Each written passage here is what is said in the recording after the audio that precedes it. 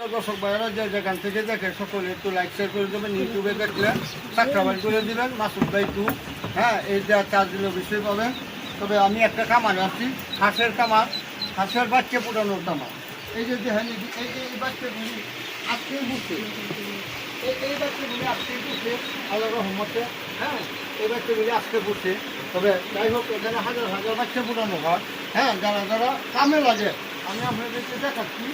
হ্যাঁ, দেখাচ্ছি। এই যে দেখেন এই যে ডিমগুলি ফুটতেছে, দেখেন দেখেন কি সুন্দর বাচ্চাগুলি ফুটতেছে।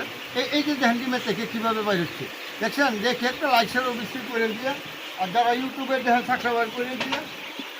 এই যে দেখেন এখানে ডিম সাজানো হচ্ছে, এই যে নিচেও ডিম সাজানো হচ্ছে, অনেক অনেক অনেক ডিম সাজানো হচ্ছে। তবে আমি আপনারা ঘুরে ঘুরে দেখাচ্ছি কামারটা। তবে আপনারা ময়মনসিংহ নামদাল আক্রম সিংহলিন ফকিরের বাজারে এসে যাবেন। ফকিরের বাজারে এই কামারটা অবশ্যই পাবেন।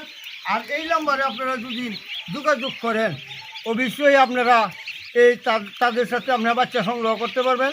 যারা খামারে কাজ করে তারা নাম্বার এটা, বা কামারের মালিকের নাম্বার এটা। হ্যাঁ, যাই হোক, যারা বাচ্চা পালেন তারা পিছাও। আর এই যে এখানেও ডিম রাখা হয় প্রথম, এখানেও প্রথম ডিম রাখা হয়। আরও দেখার জিনিস আছে, আপনারা থাকেন। হ্যাঁ, কীভাবে ডিমগুলি কী করে সেটাও আমি দেখাচ্ছি। এই যে দেখেন ডিমগুলি শুকায় আনিয়া এভাবে রাখে, এভাবে রাখে এই জায়গায় রাখে। কয়দিন থাকে এই জায়গা? 15 দিনের মতো। 15 দিন থাকবে এই জায়গা। আর এইভাবে সাজানো হবে আস্তে আস্তে বাচ্চাকে।